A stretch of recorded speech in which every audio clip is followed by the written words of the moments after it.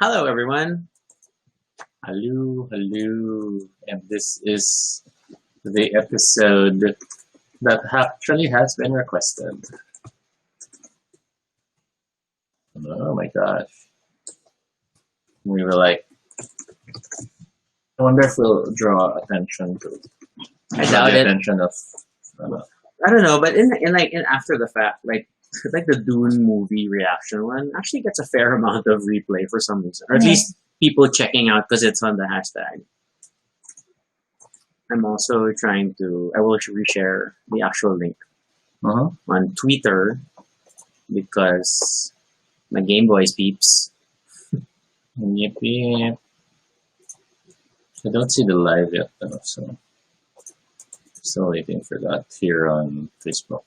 Oh, YouTube, it's open. And we are still waiting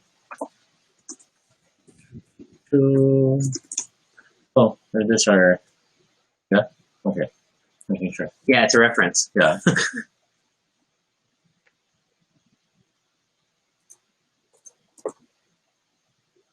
Because yeah, I think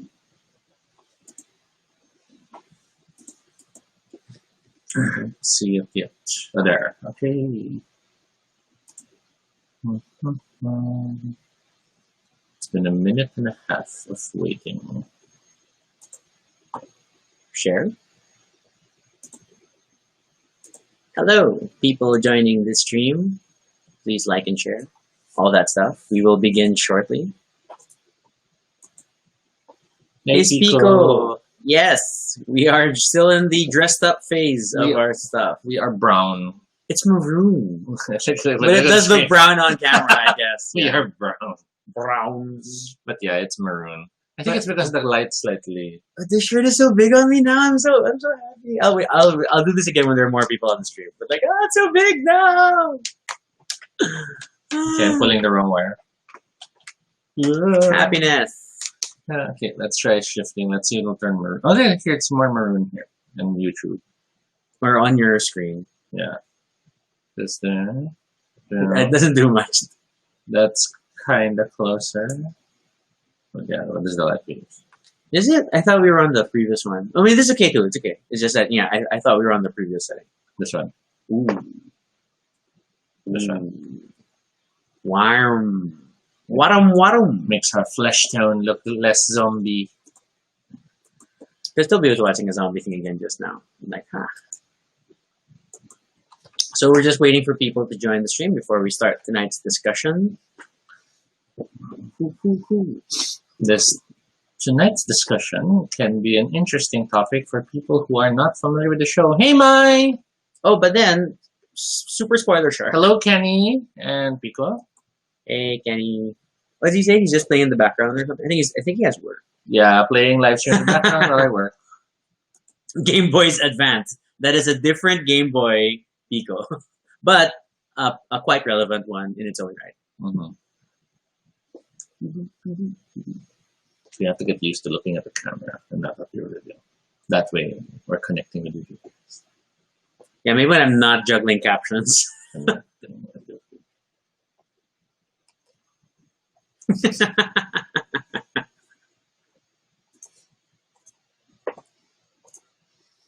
So, pre-show statement, we watched Octopus Teacher.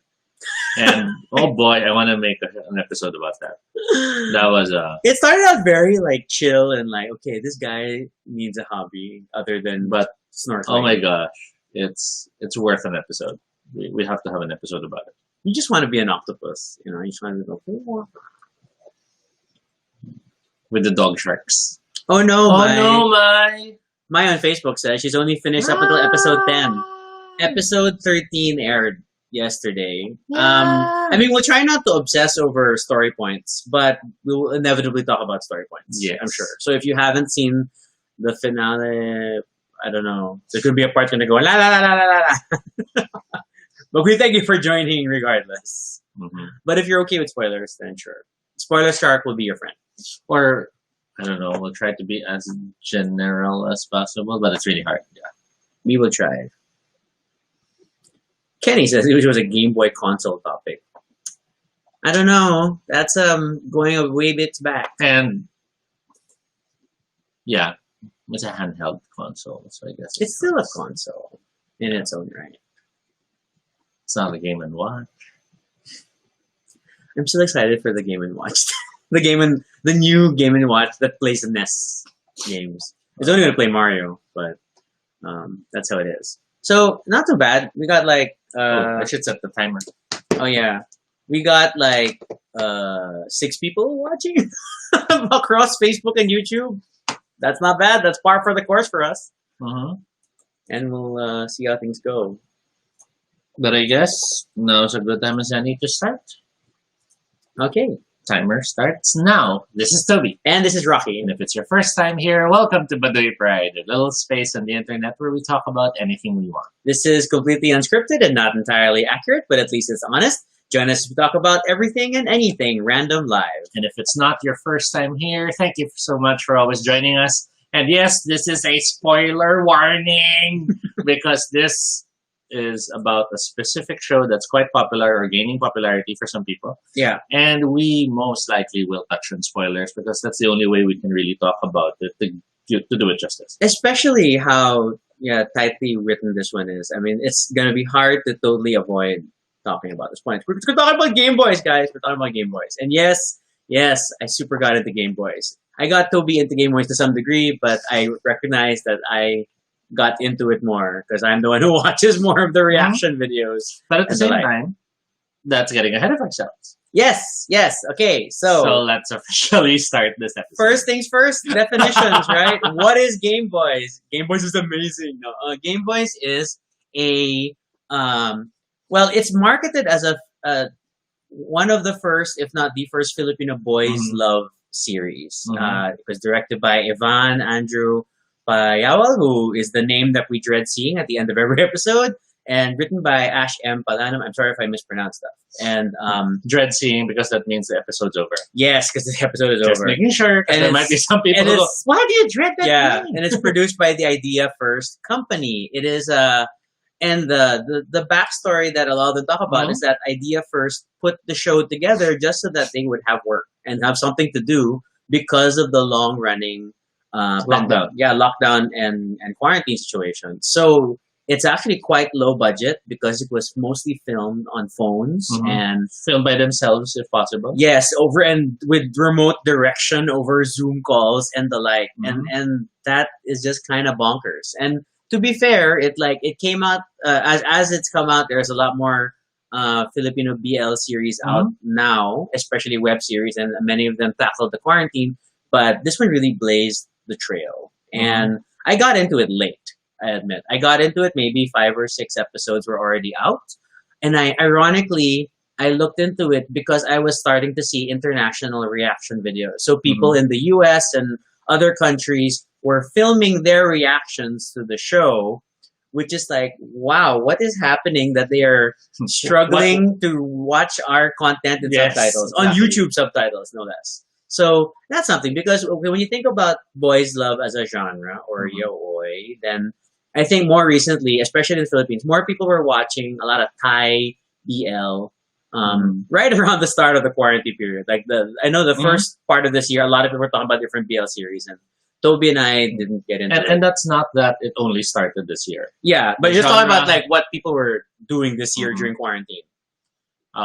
Admittedly, I'm more of the Bara side than the BL side, but that's a totally different topic altogether.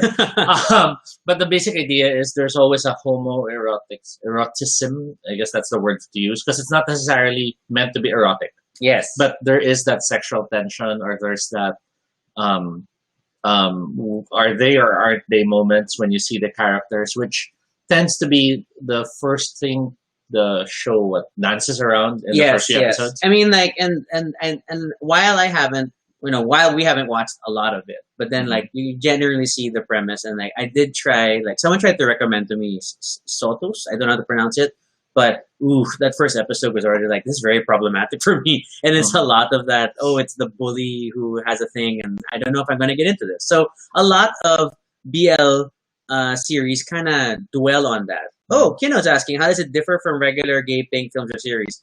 BL specifically is not explicitly gay as the original writing is Mhm. concerned, and a lot of times the characters are only like gay for each other, but not for everyone And else. I It's always like guess this exception. I guess I could also say that a lot of BL tends to be more fantasy oriented. Not fantasy as a genre, but fantasy meaning there's a certain idealism and how things are handled. Um, Problems when they're fixed, they're very quickly fixed. Yeah, Because maybe. love triumphs, and it's that's whereas in terms And of there's a lot of it. I mean, not that women can't write LGBT stories, but a Mhm. lot of BL tends to be written by women, and I think that offers a particular perspective of idealized, Yes. sensitive men, Yes. which is not wrong in itself, but it's just a quirk of the genre. So, but yeah, that's what makes it a little different from just straight up Mhm. gay stories. Yes. And Game Boys was marketed as a BL series, but I strongly feel, and just getting into the bulk of it really, is that I feel it's more like a fully fleshed LGBT series. Mhm. It's a great queer series in many respects. Especially since we are in a country that still isn't exactly open to the idea of openly celebrating it. Yeah, In as much as show business is filled with a lot of LGBT, personalities. yes, they aren't really speaking about equality, or they aren't really pushing for more representation. Or they aren't even talking about strictly LGBT stories. Yes. Most of the involvement of LGBT personalities in local entertainment It's for humor. is humor, or at least a supporting role. They are not the main members of the story. And even if they're the main supporting story, they tend to be just they fall into certain boxes. Yeah, I guess most of them problematic. Most of them involving love affairs or something being forbidden or wrong. very old school mindsets that they want to be a woman. Yeah, It's not just. I mean, I guess it's partly cultural because in the Philippines, It's the episode I really want to talk about. My nose is the one that's not with me. Sorry, guys. the term "gay" doesn't really exist in terms of the mindset of the people in general, because the term bakla is what exists more, and bakla specifically tends to focus on a man who wants to be a woman. Yeah, there's an inherent effeminate implication. Yes. So, again, and then for those who are totally unaware of the show, then we want to do a quick premise. But the most basic premise of the show is that you have Cairo, who his online personality is Kai Amazing. He's a classic video game streamer. So he's streaming through the pandemic. Mhm. And then one of the people watching him is... Who he loses to. Well, we'll get there. Angel Okay. 2000 finally gets to challenge him in a match, and then he loses. And then he really starts chasing after him very quickly and expressing that he has a romantic interest in Mhm. Cairo. And this being Gavriel, sorry, his Mhm. full name, which is it's an angel reference. And that's how the story revolves, and it's only told over their online interactions. So Yes. it's a lot of webcam stuff. It's a lot of looking at their pseudo Facebook platform or their pseudo Instagram or Yes. Zoom calls, and it's a lot of that kind of storytelling. Yeah. And these are elements we've seen in many different forms of entertainment, but it all really kind of came together here because it's a pandemic story. As much as possible, the series keeps the feeling that if you're seeing anything, it's because it's stuff they're broadcasting, or it's stuff they recorded but haven't really broadcast. Yes. Because you see sometimes rehearsals as part of what they're showing in the show. Yeah, so everything you always assume like you're the additional person in every video Uh-huh. call, or you just happen to be also viewing their chats and stuff. Until much later. Okay. So Spoiler Shark is no longer a warning about spoilers; he is giving spoilers. Yes. And then, but that's the core premise of Game Boys, and I think from there we can already talk about like what we like about it. And Toby was very clever in breaking it up into two main buckets, and we'll first talk about the game. So we call Game it the Boys. game because it's not just the game, meaning how the whole thing is so well written that it draws you in, it Because it pulls is. you into the story, and it makes you want to learn how it will unfold. But it's even the game of how they approached marketing the thing. They made it accessible to everyone. The resulting online community. And even how they went around shooting it, went around making things work, and prepared for long-term expansion. Yeah, yeah. I mean, like at this point, we already know that there is going to be there. So we just finished Game Boy season 1. There's going to be a season 2, and there's going to be a movie, and there's a spin-off series for one of the characters. This being Pearl Next Door, which I'm super excited about. And I already suspect there might be a second spin-off. Oh well, they're Based already on- laying the groundwork for Based another on, spin-off, obviously. based on how the finale went. And we'll see it. But yeah, but we're still getting ahead of ourselves. Okay, okay. So, but yeah, so I guess there's no Okay. organized way to talk about this. But I think Start with the main purpose of the show. So the show is locked into a current timeline. So it has the well, not entirely current. So it Yeah. was set during the beginning of the quarantine period, and Yes. the attention to detail of the series is amazing because you can use the social media snippets that mention the number of cases in the country as a guide to roughly when in the timeline things were are happening. because they post because you'll see a lot of them skimming through their pseudo Facebook and you will see regular quarantine updates and you'll kind of especially for people who live here you'll remember how we got here and like oh yeah I remember when we only had 20,000 cases versus our 200,000 now so it was a very clever attention to detail and that time place set. They also paid attention to it being set in the real place. So the fact that one lives in Cavite and the other one lives in Quezon City, you feel that space. Yes. Because you have scenes wherein one might be traveling and calling every now and then. But then, in as much as they don't necessarily show where the characters are, you still get that feeling of, oh, they're really far away and they're trying to connect. And hey, we are at 10 viewers, guys. We need two guys. oh, okay. Yeah. Two guys. I can now see. Yay, 10 viewers! Welcome to the stream, guys, across Facebook and YouTube. We appreciate you all joining. Okay, we gotta go back. Hush, true guy, hush. Okay, so, but yeah, and the time place set is very important. It's a lot more relatable, especially for people who live in Metro Manila. But admittedly, I've gone on a couple of international reactor videos and left comments trying to explain like it's far. Yeah. QC and Cavite are far, even without traffic. What more with the complications of lockdown and restricted travel and all that stuff? Now the familiarity goes beyond just physical locations and in the news, but it also goes into the personalities, the expressions, and the mannerisms. We have such a rich display of very Filipino mannerisms in terms of how we treat our friends, how we react to our friends, how we insult our friends as part of our ways of saying hello, how we pull them into activities that they might not like. yeah, and oh man, as much as admittedly I end up enjoying.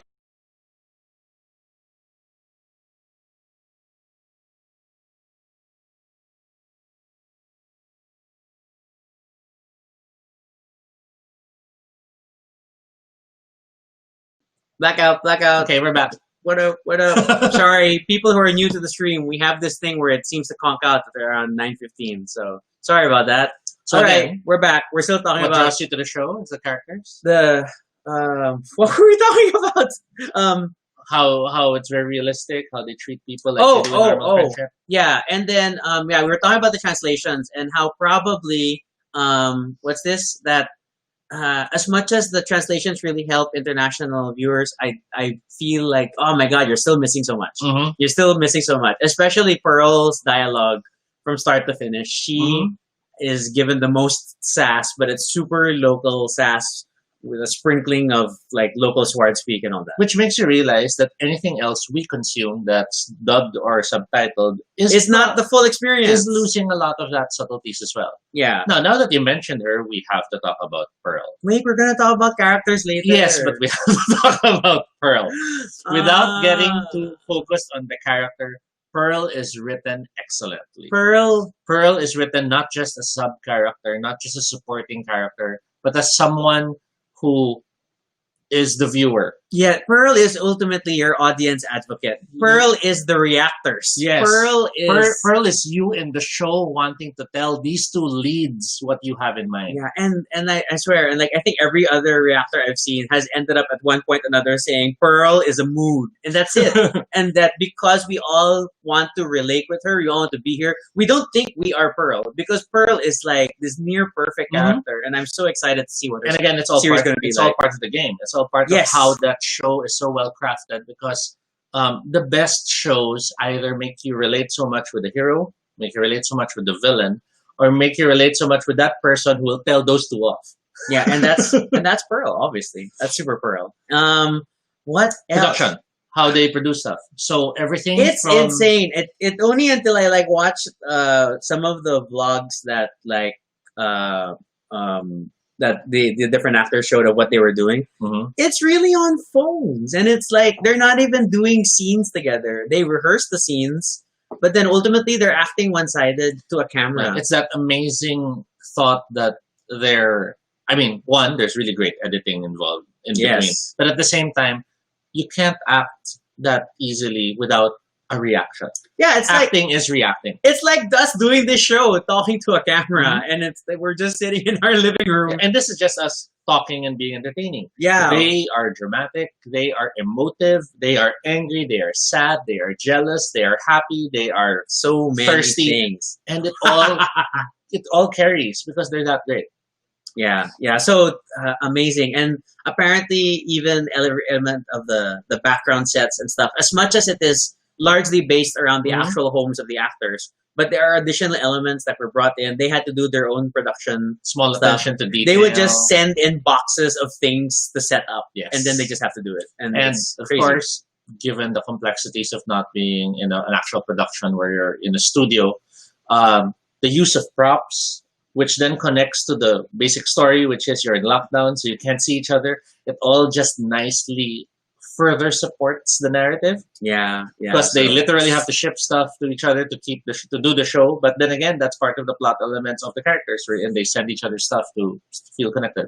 Yeah, and then I think, and there's no way to do this very quick. Oh my God, look at the time moving very Yeah. quickly. But the writing as a whole. So Gameboys was, as I understand it, was originally written to be an 8-episode arc, and Mhm. then it got extended to 10 episodes, and then finally got extended to 13. Yes. And that first 8-episode arc is super solid. Mhm. It's like I could have understood if they had ended on 8 because there are so many ups and downs from what Yes. we tend to refer to as the Jane Divergent school of plot resolution, Yes. where you introduce new plot elements and they are resolved within 2 to 3 episodes. Mhm. So they did that in the series. The pacing of this show is breakneck, Yes. but it doesn't feel rushed. Yes.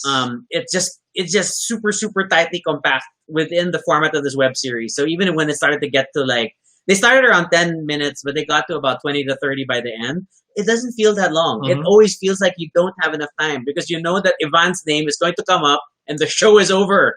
You have to wait for next week. And I guess that's one of the times they tripped slightly in the later episodes, which we know they had to extend because of the response Yeah. and because of sponsorship. That there were a few scenes that you could feel, okay, they're milking us now. Yeah. Okay, this is way too long. I mean, if this was a call and they're just staring at each other, they'd be still talking by now. But obviously, we're milking it for the scene. Oh, wait, the music, there's that high point. Okay, the name's about to appear. There's the name. Yeah, but at the same time, sorry, but it plays. It's a like any rom-com type story. Yes. It has to play to the tropes, and especially since what other media can you get real-time feedback on your show? And that's the joy of this web release format Yes. and the existence of the reactors communities. The production team talk a lot about how they would wait up late to catch the reaction videos as they come out, in the wee hours after they Release air their the episode, episode. yes. So that's such amazing real-time feedback that you can get, that you can tweak your writing, that you can decide to do certain things. So definitely, like episode 1 to 8, I think is the solid, like super solid dramatic arc, and then 9 and 10 are good, but a little fan servicey. It gets like super happy and campy, but that's okay. We needed that. Yeah. 11 to 13 was like a little trickier to first get into because it introduces new conflict. because we thought things were just going to be okay. And in some ways, it felt like that should have been a full season. Yeah, it could have been a whole second season on its own. But admittedly, that ending, I was not expecting that ending. I had pretty much I thought I figured out what was going to happen based on elements that were foreshadowed in episodes 11 and 12. But that finale, wowzers. And that finale, very, very good writing and subtly telling people how to be smart about certain things. And yes. I will not say more at the risk of spoiling. Yes. But oh my God, that was very smart writing to put that in there. And I've already seen like the ending of another Pinoy BL series at the time, and it was okay, cutesy. Oh, was this Mulan? I'm not gonna talk about. Whoa! We're not talking about that movie. Was it that level of disappointment? No. It was okay, but I felt like that other series played to the classic BL tropes more because the arc of the season was still a lot of the will they, won't they, and at the end of the season, you get some emotional okayness, but it felt a little rushed and it didn't feel super earned and fulfilling. So, not as awesome. This ending, oh my God, this ending was super like, I mean, if you end at the credits, it's a good ending. If you relish through the mid-credit stuff, and yes, there's mid-credit stuff, it's super fan service, but super good. And you just can't help but squeal. So, And as Mai said, the boys are good actors. The editing is amazing. Pearl, Gav is so lande. That captures a lot of truths in those brief comments, and that's what makes the shows. That's what makes the show so great. Okay, the characters don't feel one-dimensional. Yeah, and so we started talking about naming characters, and we have to talk about. So we already talked about the game. We're going to talk about the boys, and of course the girls. So our main leads, and like I wasn't like particularly in favor of anyone. I mean, I was okay. I came in like. So what's this all about? When I was first watching this show, and they're relatively unknown actors with a lot of indie work. So you have Elijah Canlas as Cairo and Cocoy De Santos as Gabriel, and I think it was okay. It's like I came in hating them. I found one too malande. That's too thirsty for those who don't know Filipino. That would be Gav, of course. And I followed the other one too madrama, which is overly emotional, overly moody. Emo. But then it makes sense. As you go further in the story. You learn more about their respective character backstories, and the fact that we got to squeeze in character backstory throughout this weird one-line courtship thing ties back to the brilliance of the writing. And then you have Pearl, who is first, Adriana Sub, who first brought in as a bit of an antagonist, which in itself is a BL trope. There's always the girl who is the antagonist in the story because she's the wall between the two guys. Yeah, or she's a part of a love triangle or things like that. It's almost always problematic. Pearl initially seems that way because of the way she was introduced, but then turns out to be like this awesome character, and everybody loves Pearl. And I love Pearl too. And we're so glad she's getting a spin-off series, which means we're also going to see a girl's love story, which is how often do you get that? And if you're watching the show carefully, you're already seeing all the hints about what that show may or may not have. Oh my gosh. It's not yet final. But the fact that they tossed that name in. Yeah. Or, that's in the background. Why do we see There's that super excitement to see how these different TV, web series worlds are going to interact between Gameboys and Pearl Nectar. And oh my God. And if the writing is even half as good as Gameboys was, it's still going to be an amazing show. Now, I'm sure. Now with Pearl not being the antagonistic role, they had to bring in someone to be the antagonist in the story. Oh my God, Mai says, Gav being Landesh, what hooked me? It was like, oh my God, he's like super stubborn to the point of it's like, borderline problematic if Kai had said no, but he didn't. So needing an antagonist, they introduced then Terrence, who everyone hates. And it's so funny how much hate he gets. because he plays the annoying role so well. Yeah, I think every other same thing with all the reaction videos I watch. It's always a lot of oh my god, I hate Terrence, but then Kyle, we respect your acting. You're doing this really well because you're acting so well that we hate you this much. So it was a brilliant slow introduction to these things, and there's there's this weird thing about alternate universe whatever fanfic type. So there's like long Twitter threads of worlds where Terrence and Gav still be together and Kai is the antagonist because oh my god, something is really good when the fanfic is wild. Yes. So that's among the stuff. And because it's a local production, we do not have stories that do not have family. So Kai, of course, had to have family in the show. And the great thing about it is it's really his family. For the most part, it's mostly his family. At least his brother was involved, and his dad was. Oh my gosh, yeah, his dad was involved. So definitely, so it's crazy that because they had scenes together in the same physical space, then to respect quarantine restrictions, actual family members were involved in the production.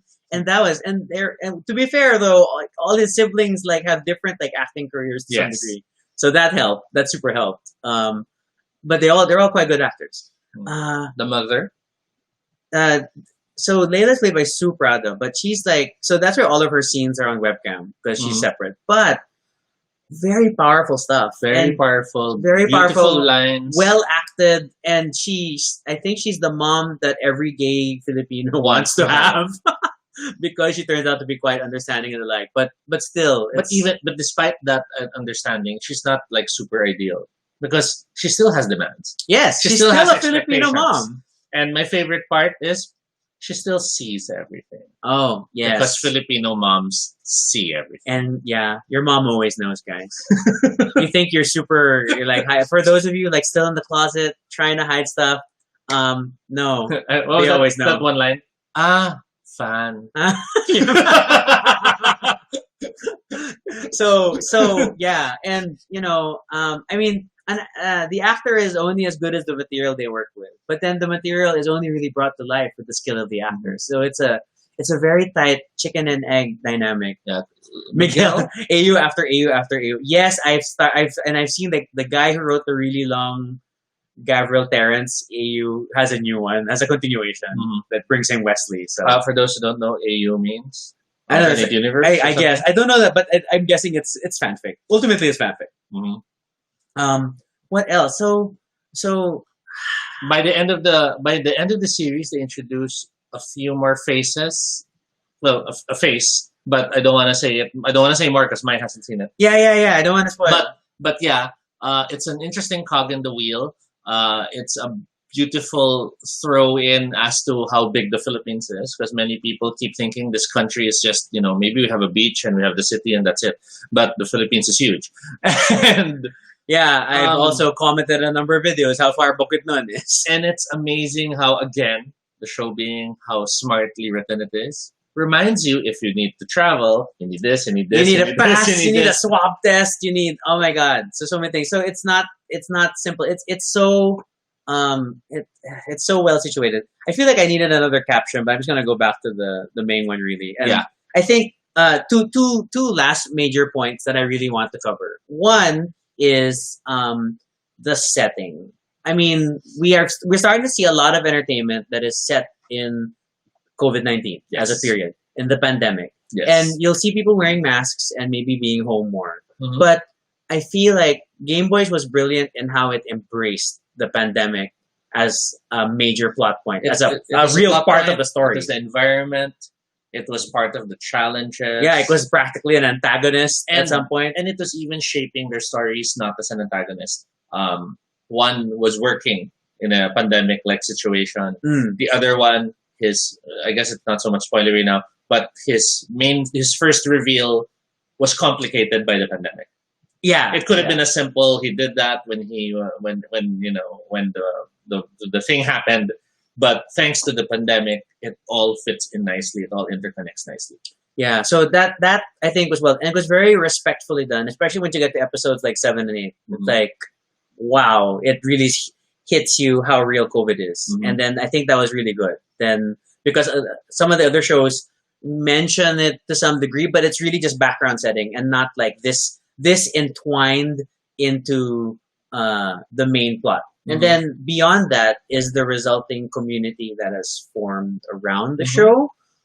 From the reaction video people to the fans of the show. I mean, like, it's one thing for there to be reaction videos. I mean, that sort of happens, and then they don't expect to get attention. Yes. But then the production team Reaches out. hosted reactors meets with the reactors, whether local or international. So they gave them FaceTime, virtual FaceTime with the cast and the Mhm. crew, and that was an amazing thing to do for, especially for independent YouTube creators and the like, and giving back to the community that has helped market them so well is such a big thing. Plus the fact that they haven't they didn't block reaction videos to begin with, because a lot of reaction videos get blocked for content for copyright because the episode is being shown in their show while they're reacting to it. Yes, And for many, With that's a audio. copyright violation and all this and that.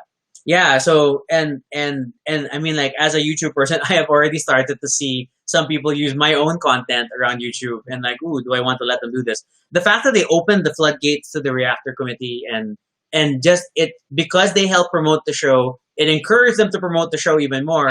And quackers, there is a whole sub segment now of YouTube that is just about reacting to BL. And it has introduced a lot of these reactors who used to do a lot of Thai or other Asia BL, now appreciating what's coming out of the Philippines. And they are reacting to pretty much every Filipino BL that's come out. I haven't seen a lot of the stuff they've seen. Yes. So, wowzers. Okay, comments. Mai didn't know that there was fanfics. Oh my gosh. Yes. Gameboys has come. It really has fanfics. Miguel helps explain that Twitter folks are wild when it comes to the fanfic. I like the fanfic because they also dress them up as social media exchanges. So it's a bunch of screenshots again, but told as the characters using That's whatever awesome. pictures they could scrape. It's very tedious to read because it is thread upon thread upon thread on Twitter, but it's really good. Should you start looking into it? It's fun to read. It's like totally different characterizations. I think a good question would be: is it safe to read if you haven't finished the series? No, because the fanfics will use the Yes. same characters So it's better and have to- similar plot elements or similar jump off points. So better not. Oh, and then Miguel's like, oh no, I remember the Great Showstopper. Oh, that's a reactor who he had an incident. He couldn't film more reactions. So sad. But our love to you. Toby hasn't seen him. On YouTube, Pico says, I thought AU equals gold. Yes, it does. Also, that is chemically correct. So all in all, yeah, this was our episode talking about Gameboys. I know this is more my episode than Toby's episode, but I appreciate that Toby still had a lot to say. Okay, on my defense, I still enjoyed it. I did not dive into it as deeply as Rocky does, but that's because my way of dealing with the pandemic is watching horror. And it's ironic because between us, okay, who likes rom-coms? Toby's the one who really likes rom-coms. And I only came to appreciate Gameboys because ultimately it's like a great LGBT rom-com, and it tackles a lot of relevant LGBT issues, especially those nuanced to the Philippine family setting. And I loved it. I love that so much. And that's why and I've tried a few other BL shows and I can't get into it because it's just playing to the tropes, and I'm not there for or it. riding on the hotness. I guess, but I don't find them attractive, Yeah. so But I don't know. Yeah. You know who I'm talking about. So Mulan. We're talking about Mulan. we also cannot talk about that one. But yeah, so if you have it, and I still see a bunch of people like, what the heck is this Gameboys everybody's talking about? And that's fine. I used to be one of those people, but as someone who've gone out of his comfort zone to watch this show, I strongly recommend this show. It is very smartly written, Yes. very well acted, and it's just good entertainment. And it will hit you in ways you do not expect. Yes. A lot of people will cry. I mean, I didn't cry, but I definitely teared up at episode 7. I had that. That heaviness. Oh yeah, especially yeah. So yeah. yeah. So it's a really good show, guys, and I am super excited. We know that Idea First has confirmed that Pearl is getting a spin-off, which is going to be our first girls' love series, and we haven't really seen any other. So I think Idea First is going to blaze the trail for the Philippines there as well. And oh my God, sorry, just to add it real quick, the way they first hinted at that possibility was with Pearl playing a game. Yes, just an IG stories filter game. I think the question was whether I she kissed would. the have you kissed the girl. Yes, I kissed the girl and I liked it. Sorry, I cannot deliver Pearl's lines as good It's as so Pearl. well written. There's so many, and there is a whole like you can do Easter egg videos because super rambling already. Anything that is on screen is done purposefully, Yes. especially the screenshots. Yes. So study their emails, study who's liking videos, Yes. study all the comments, who are reacting to Kai's live streams. You will see I members of the remember at the production. start, we were like, why do they have to create their own social media thing when they could Yes. have just used? But then now it makes sense because everything's planned. Everything is super planned. The level of detail is insane. And I love that in a show. Thank you very much, Idea First, for making this amazing production and more may power. you grow into a full production with multiple channels and Yeah, but in the end, if this is what you do on a shoestring budget with Yes, just wonky cell exactly. phones, then oh my God, give them all the money. we and wish you support all them. the success. Yes. We need to see more stories like this, more powerful Filipino LGBT stories. That's what Gameboys and Idea First bring to the table. Make a story about the shark. So that was 30 minutes. A gay Filipino shark. Yeah. That was 30 minutes and we had a lot of fun. We hope you'll join us next time as we talk about other things. Thank you so much for joining us. Yes. If you have, I didn't do the thing. If you have questions for me and Toby about that you want us to cover in the show or suggestions for episode topics, then feel free to fill out the Google form at bit.ly Baduy Pride Ideas. I know some of you sent suggestions in the comments. Oh my gosh! Technically speaking, this was an episode suggestion by David. Yes, He it was. made sure that we talked about this show. And Kenny also shares he has straight friends who got into Gameboys. It's a good show. Good stuff is genderless. It's like we have straight friends who are big fans of Obar. So yeah. And then Twitter. If you can follow us on Twitter, all Toby No Shade, RG Sunico. I talk a lot more than Toby does. And then you can also check out our blog. That's baduypride.com. You'll see previous episodes, photos, and images. And maybe you should send us a vote if you guys want to have a Spoiler Shark Twitter account or something. Spoiler Shark with a Twitter account. I don't know what it's gonna sound like because Toby can't remember what voice he uses. Okay. Yeah, and then of course feel free to continue the conversation in the comments below. Let us know, what do you think about Gameboys? Why do you love it? Why do you hate it? Whatever. We want to hear what you have to say. Do you agree with the things that we like, or are there things that you felt that we forgot to say because we only had 30 minutes? Be sure to subscribe for notifications, whether on Facebook or YouTube, so you don't miss our next live stream. Once again, I'm Rocky. And I'm Toby. And this is Baduy Pride. Okay, guys, and screen.